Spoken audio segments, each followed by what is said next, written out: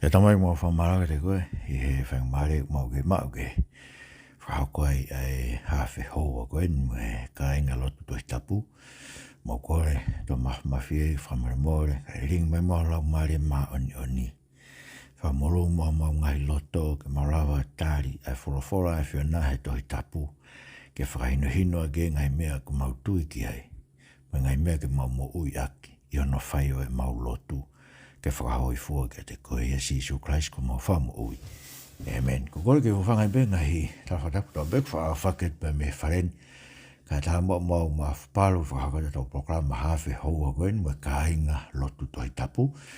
Pea tatale reia ki motole ho ek me kāinga to whawhelonga ki he proklama koeni. O ku rele rei be whoke ngai kāinga lotu e lotu toi tapu. Ai koe kāinga lotu I tonga tapu. Whare reia e whewhikau Lopet palu I hono api be kolomotua. Koe kāinga lotu koe Honolulu, whaere be e whaiwhekau tua pasto e tu.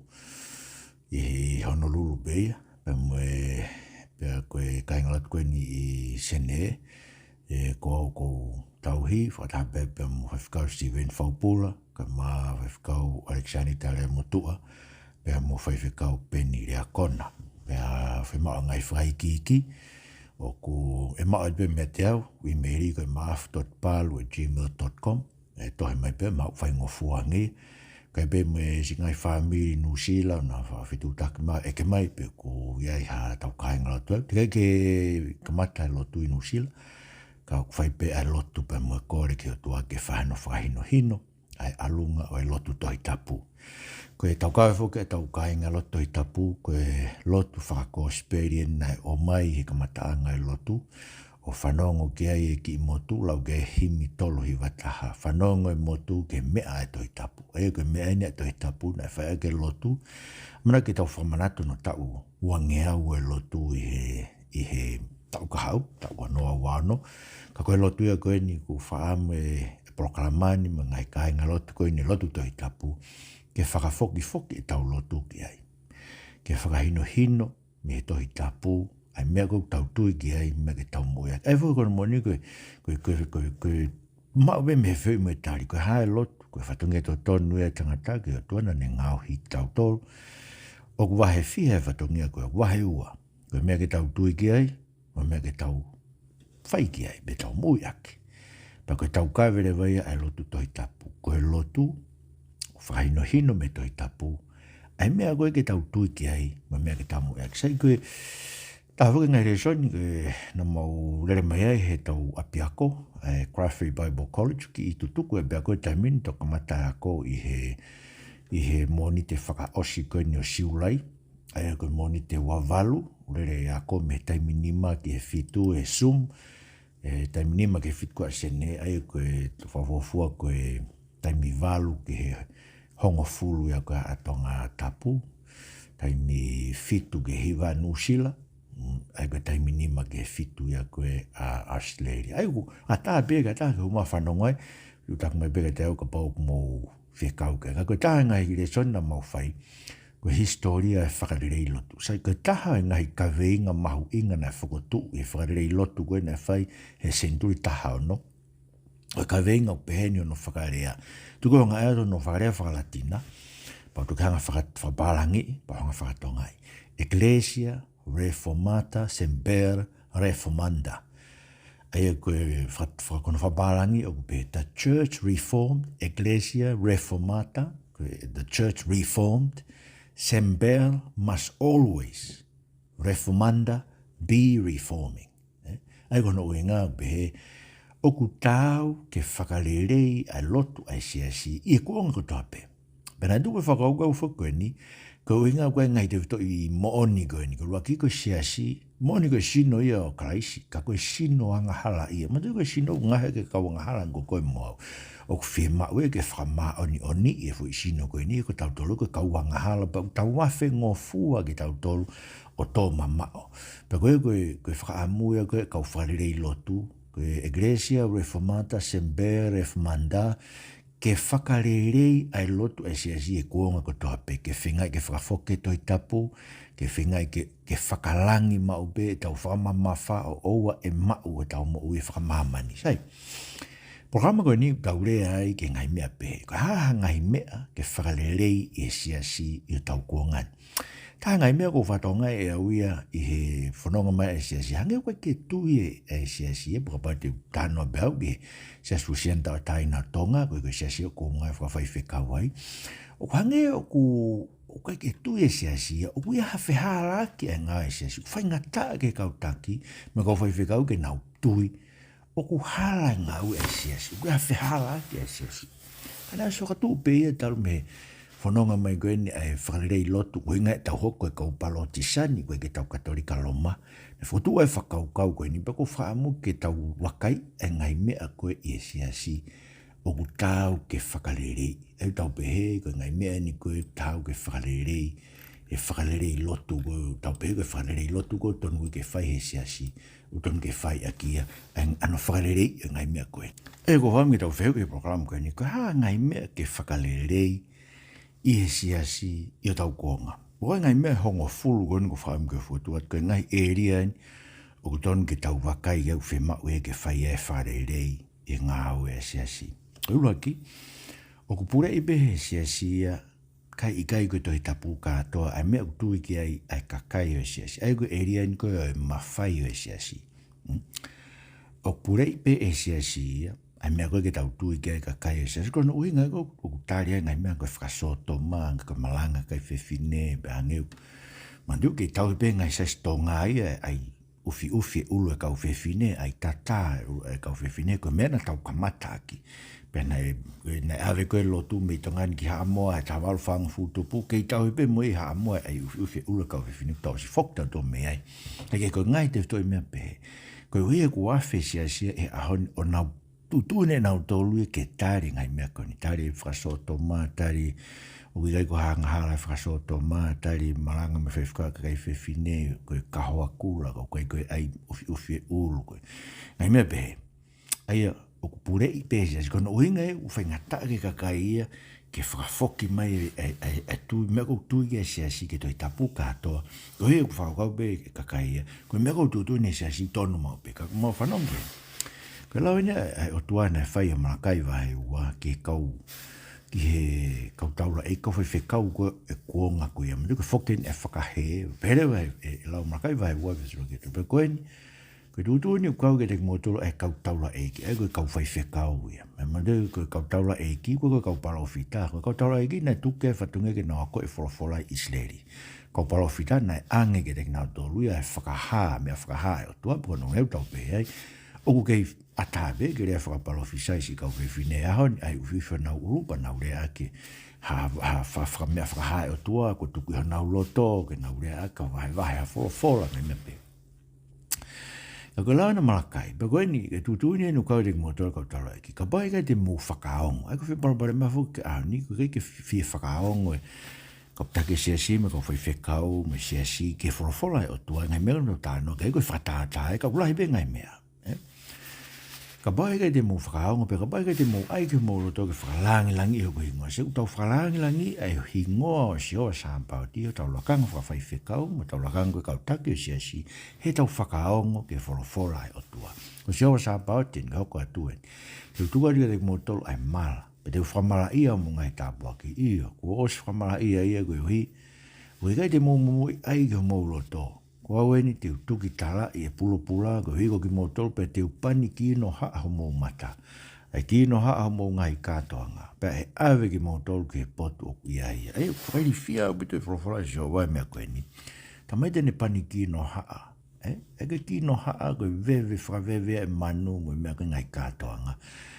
Ne pani ki no haa mata kau whai whekau e tai whi whakaongo. Ke whorofora e o tua. Aia, koe parpare mai an, koe meuton koe ke whakalelei i. Ke whakafoki e mawhai o e siasi, ke mawhai o te hitapu. Koe mea na whai koe kuonga koe whakalelei lot koe na whai Martin Lufa mo ke nau tolo e kuonga sinu i tahano. Koe to e mawhai me tu i tapu me kau whai whekau me siasi. Ai mawhai koe kono tūtūni me ke tau tuige me ke tau mo ui aki. To me kau whai whekau me tu i tapu o ave ki he tohi tapu. Kene whainui, tau trupa ko mea whaamgei, koe whakarerei lotu tau ke whai, ke te tau ke whakafoke mawhai pūre koe siasi, e mea ke tau tui ki ai ke toi tapu. kona mo ni foko whakakau, ke toi tapu kātoa, ke konga pe mai beni hia, o rau pe siasi toi tapu, o sere mai vahe wano, o e teke ri ake hafo i rea, ko mena tala koe ke sere mai ia. Tu he loto a e whare o si ova, tala ke ngai kolo si uta, ko humai ke whae nau lotu he whare o si ova, ngai rea koto o ko tu uni atu, ke whae ke teki nau to, o e teke ri ake hafo i rea. He iru te nau tāri, o foki takitahi mea no alunga kovi, ko whatomala he kovi, ko whakau ke whaike te kata. Ai, ko mo nia ko pot fora ko toa pe, utala mai beto i tapu. Ko si whamana e manawa mai o pot fora ko toa pe. Au ke whangifu i rea koen ko e sila, i mea ko tohi whakahei ko e ulunga toi saa me, mai ngai fu tohi hohoko ko e urakaroni kāri. Ko e mea ka ngafu i rea ko toa pe to i tapu whamana vai. Ko folofola e to ton ke tau heke ai. Ai o ke whemau ke oeri aki hafo i rea. Skeri vai tolu e songa furu ko ngahi rea kotoa o ko whai atu te ke ai e ki holoto. Si ko me ko ngāwe ka vai whekau mo ki mautolu ke ai e rea kātoa ai o tuai tui tapu ai ka maulato pe hango i ake te ringa. Kono wa, ko e ria ko e makatu unga mea ko tau tui ki ai. Ai ko tun ke fai whakarere ai he pure i besi a sie ngai konga koe to hitapu ke tui ano kakai. Ai ko hea makatunga tau tui. Makatunga tau tui ke to hitapu. Ka kuhanga be e sia tu uni e ngai konga koe to hitapu ke tau tui ki ai. Ai ko ngai mea fuke koe nanga meu tau tāno ki ai. Ai ko kono inga tāria ngai to kāterine tai hoa me folofora koe ni tau tāno ki na tau tāno ki kamata. Ko hono uhinga.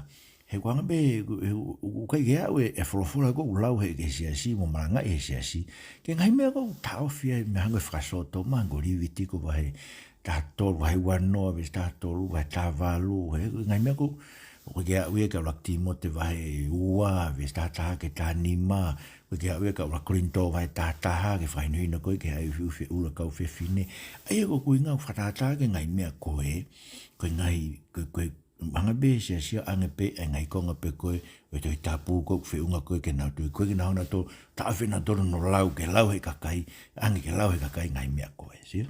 O tala mai te talono me wahe whawe sua e ikai te mou whakalahi pe e ikai te mou whakasiisi ki he mea o kou tūtū ni atu he mou tau he ngai whekau a si hova ko mou otua ai a kou kouna. Dako parapare ma kou tau whikuk mai ahoni he sikoi ki he siasi koe ta whakon koe e wesiri anai koe whakasisi toa ngai poto koe ta whakon pentekosi whakalahi nau tolu ake mea e lau maare ka nau whamatā tua ki mua tainu mainu ka te taimin o ko mei tatau be o ngā tuk whakaholo koe ni taim pentekosi me tuk whakaholo whakametotisi he tau pehe ko pehe he metotisi he ahoni koe toi tapu e whakapōpūlai tau mui tau o si whatataina ki tau koe karaise me toi tapu ke tau mui be ki tau tolu ke mea kou tau pehe me angi e lau maari e ahoni sio aia tahanga tau tolu whakalahi mea kou tutu ni pa tau whakasisi e tau tolu mea kou ton ke tau lau te tarono wahe tahaua ves tolua ilonga ha mea kou tutu ni atu te moutokan ke whai e tapu ho whakalahi ki ai e tapu ho whakasisi ki ai Aia, koe ngai mea koe niko tau behe, koe kapau koe tari e whakaso toma tau whatatākia, mona tari e maranga e whiwhine e whatatākia, koe tokua koe angia e lau maari he anu, o tau whalahi tau tolu ke mea toi tapu. Ai kono uhinga tau whalahi ki ai, he kanga tau whakasisi e konga ngai konga koe toi tapu, tanga tau to'o ngai konga koe toi tapu, urea mai koe, o tala mai ku kovi ngai mea koe, sike tau whakasisi aki e tau whalahi. Tamina e rea ikoa paula koe ke kau whaiwhekau koe mei e wheso e kola koe ko mireto. E ngawe wahe wanoa ni vesu wa whitina tarangna i kai te uta ofi. Ai whakahage te ki motolo e whina ngalo ke toa pe o e otua. So ke mea mawinga pe te whatange whaiwhekau ke whakaha ai kotoa. E mea kou whina ngalo ke toa. Koe tahe ngai mea kou keipi tai beha urakang whaiwhekau. Kono uinga he ke mea na ufuakawa ke tupe toi ke na maufuakawa ke ai. Te ke hako nake ke tohi tapu me tohi tapu pe o i kai hatoi me ake. I ka kai koe ai te ke tauhi. Te ke whai ho ako naki me ku whiunga pe tohi tapu ke whai mai ho ako naki. Pe kai longe ku hake maha toka te rinda hau mai wholofora ke whanua te ke rea ke hau whi. Ke whahauwhi ka kai mea. Pa ko mea ko uinga tu u whamatala te mea koe ne whi mau ke whakarerei ai siasi ngai mea koe. Tolu. Koe anga koe e eria koe kau taki o siasi. Ano tolu koe ke ha fehala ki e tu itapu e siasi ai tau be ko palestini ko e wesiana palestini ko ngai siasi o hange pe na to tu itapu mone kau fai fekau kau take siasi ko ke na fehala ki na to he ngai me na fai hange ko ta no ko na fai ma tu na tau se po feliz te au frau mai palestini wesiana fukau palestini ko na po fa so to mai ngai siasi fa so to mai na ma fai ya ko siasi ka tau na frau te fai fekau una ne fai mari fa so to ma ku ka pe mo e ka takio siasi uniting ko ni ke hua to ai ko winga o ke behe o ke ha me ai ke sivi ke ngau ko e tu tapu ko tu tapu ka tau to ko ta no ko ki katolika ta no ne to ke ro to a ko ni pa chani e ko ben tu tapu ta ko pa ma e tu e ka kai ko ke fa ha tu ko vai ficar o ko ke fa ha ki e ma ngau fai ka fa ha ngai a wido me lai to tapu e ko ki mau tōsi ke lau ai raktu vai valu e whao no. Koe ka pau e te nauhia ke he i kai ha tangata o ta e hia. Si ko ke ha tangata e ta hia ko ka wanga hala to be. E mna ko para mafu anki no fanga make hia e ko fai fekau he ngai fai lotu. Pe hange fa ko fai fekau to ko ai o ke he. Ka wa ke he. He koe kia tangata e tae hia. Pe rewa e koheret vai fitu vesi wanoa, koe mea ke tangata, o koe kai ha maa oni e maa mani, ai une whairereo i kai hangahala. Ai whakau wanga tau pehe ka pao tu i tapu e wisiriana, koe palestini, tu i tapu e pentekosi, koe nau palestini, koe kau palestini, koe ngai siasi, koe ngai kau tu i tapu e. Moe kau vai whekau. Ka pao tau pehe kau maa oni, tamai nā mo nau tolu.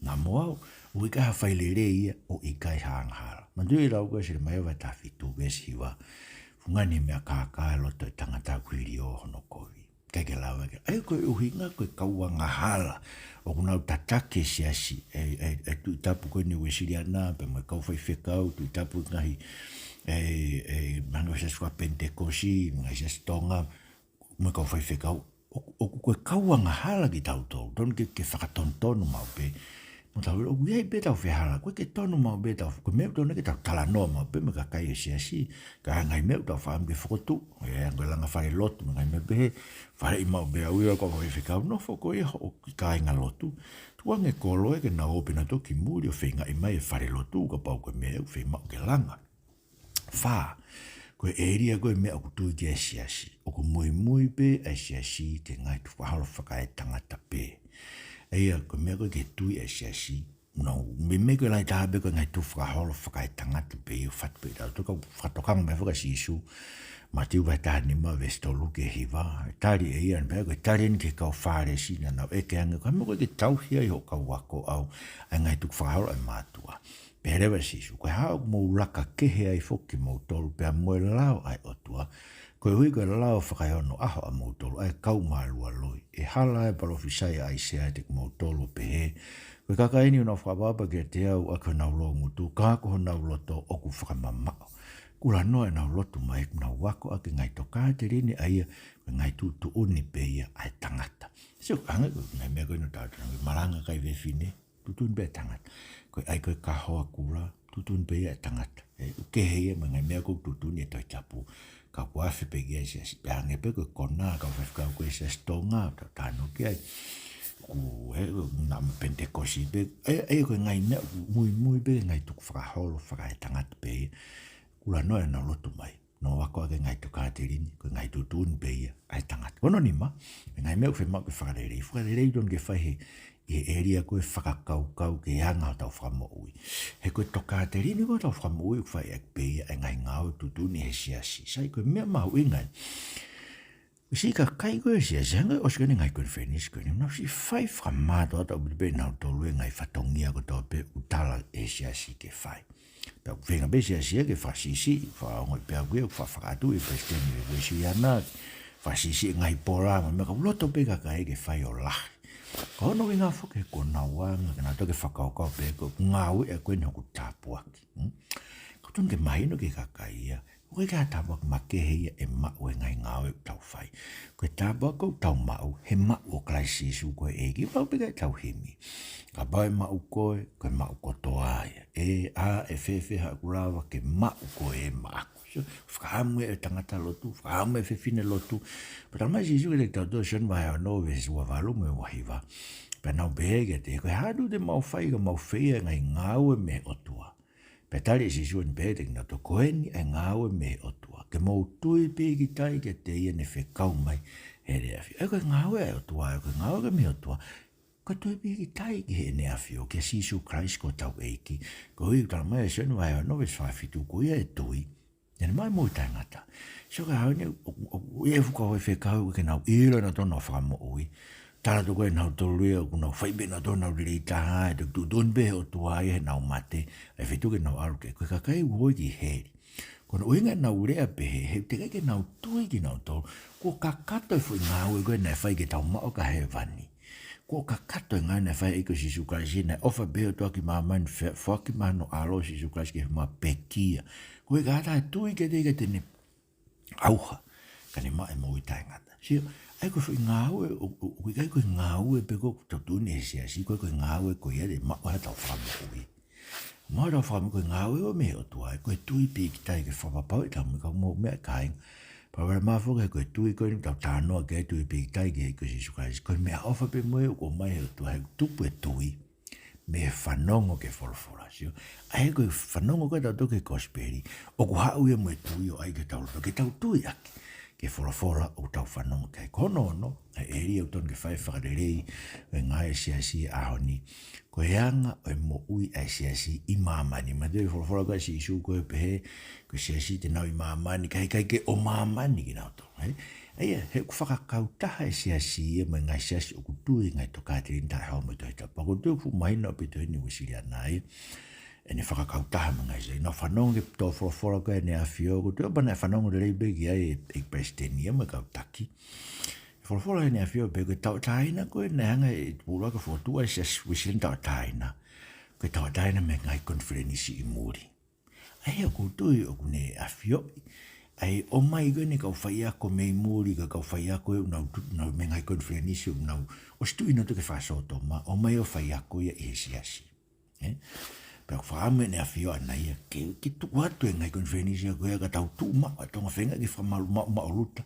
Ai mea kou tau tui ke mea kou tau mo ui aki kau tau whakakau tako e barobare mai. Wenga ka whamatara whakatau e prestenia koe ue siri anau pe ia. Pena unga lahe na tuke whenga ke connect ki tau tolu whakahoko ki nau tolu ki ngai konferenisi koe ko tāri ai ngai anga whakatoi tapu koe whakasotama. Ai whakakautaha siasi ma ngai siasi nau tui ki tokātiri ntai hau me toi tapu. Ka kaukore ntau vai fitu we stafāge taharu tamai. O te mo whataha me ka kaitai tui. He uwheo whewhe e mānio ni me tai mānio ni. Peu uwheo whewhe e māma mo e pouri. Peu kautaha whewhe a Christ mo pireari. Peu inasi i he hā aia o kutui mo e tai tui. E tau tui tau tau tai tui kau e ngai konferenisia koe ke toi tapu. Peu whai tatau i he hā e whare tapu e o tua mo ngai tamapua. Koe whare tapu a ki mo tolo e o tua mo ui. Wa ngai ko whawhora e o tua te nofo ia ki nau tolo ewe e te ki nau tolo. Ko nau o tua o peu kou kakai a ki nau tolo siu. O koe ke whemau e ke whakakautaha, ai ka kai tui, mo e kautai tui. Ka koe taha e ngai mea kōk whai e siasi, ton ke tūsi ngai mea koe hange koe tō whawhora e tui. Whakatau a tāi na vete ange koneki koe me ngai konferenisi, o nau tui ke ngai mea tāi hao me whawhora fitu. Koe eria koe ngai ako naki e siasi, o whakangofua e ni e whai ako naki. A ke nau tolu tai tui ke toi tapu, ke nau whai ako naki e siasi. E mahina o bita kau whai whekau koe ni. Pawau be ka whai whikau tonga, ma whai whikau ngai konferenisi whakametotisi Musila. Konferenisi koe na Unitingi, konferenisi koe metotisi o Amerika. Maina bipo ka whai whikau tonga o maina o tolu. Ne whamai bipo ke aho koe, ka whai whikau koe ni, ka taki koe ni, hau pēko whakalangi langi peta ngai konferenisi. Ka koe ni aku na hume na tolu whai ako naki e siasi. Ko parabare mafoki. He koe meni ku whatoka mai ke aua pita vai ua. Ne ai kau paro whita loi e ka kai hange e tek mō tolu ka ua ko naki loi. Aki nau tolu e omi whakafufu. E parapare mehu nau hu whakafufu. Ma eke parapare mehu nau ki tāno bina toi si isu mai toi tapu. Koe mea koe ke nau rea aki koe mea tun tau tokangi hai. Koe ke nau toi rea ki nau tōku e whakamaua e atua. Koe nau toi rea ki nau tōku e angahala e whakasotoma. Koe ke nau toi rea ki nau tolu e o kuia hangahala ke tau whatomana.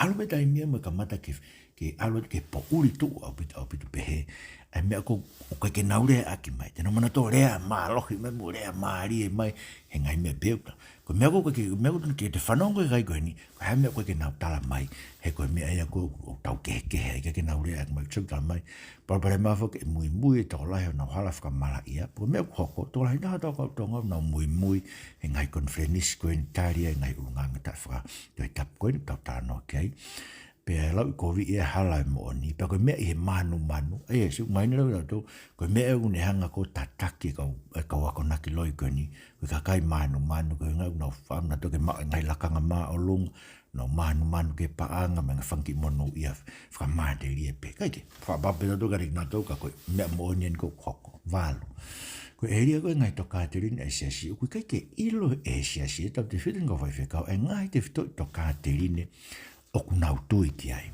Tu Siasi.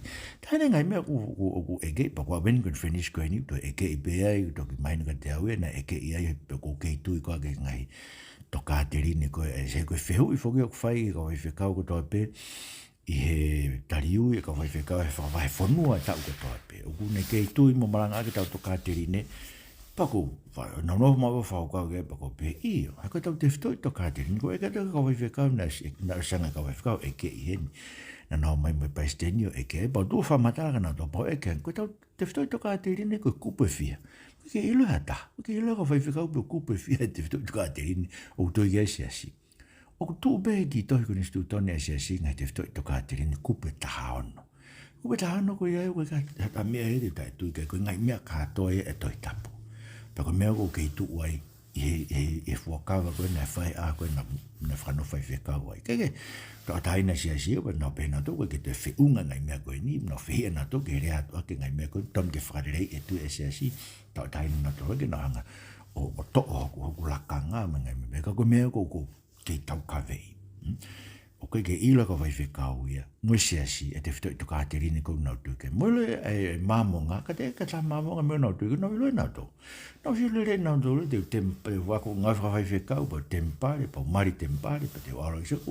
Mahino ka nau tō le whekau, koe ke pehe, koe siri ana e ma ngai Siasi koe na tau tōlu koe tau nofe parotisani. Ta mai hau sea vai whawe si ono, au hau kakai koe masiva ilo. Pa pere vai o tō, koe kukeri aki ai ilo, te ui aki koe. Koe mea hi o whakangalo i wholofola aho o tua, te whakangalo. Ai koe mea uri ake Siasi a uri aki, ai wholofola a tau o tua. Ai sea vai ni mawe sta tolu, ave pōpula ko kai ko hui kai e tek nau tolu ai lo. So, whapōpula i tau tolu e ke ngai toka te rinta e hau me wholofola, ko i kai ke tau ilo, ke tau whangalo i wholofola tau tau. Kono hiwa, o koe ke ilo ka wai whekau e Siasi e nau te whito i ngāwe. Ai koe e ria nia koe te whito i ngāwe whakawhai whekau. O lega te whito i ngāwe whakawhai koe malanga ake wholofola. Whainga maari e tā whainga maari. O ti motu vai whae nusoro ke nima. Koe waloki, koe whakatontonu, koe hengi naki. Pea whai heanga kātaki. Koe hui, he tau i he kuonga koe ni te ringa veri ka kai e ke nau whanong ke hako naki. O mooni. Te ringa veri Siasi e whanong ke ngaga ngai mea koe tau rea koe ni. Te ringa veri kau taki e maka whaiwhikau. Koe si tola he Siasi. Nau ta foki na tu reo nau te ringa me mooni, nau turi tāu pau ke mea loi. Ka lau ia paura.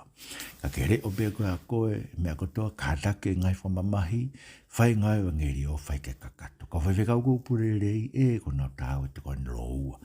Ke mao ki nau tolu whakawhitiwhita e malanga me whai. Ko nau kuhanga whakotu, e ka whai whekau. Ke hanga ai hau, pati ke be, ke toa e koe malanga puri lulu, ke hako tohi tapo e koe me Siasi, wike ko toa pe, ko koe ke whie whai e ka whai whekau. Ka ke anga e koe malanga pongpongi, me malanga e whiawhi koe sāpate, ke whai e kau malanga. Ka ke nofo koe, malanga puri lulu ko toa pe, tala ke Siasi, koe hako tohi tapo e whai whekau e whai e. Kono whao si reo. O whakaukau be Siasi e whakahau i tato ke he wani, he kau ke Siasi.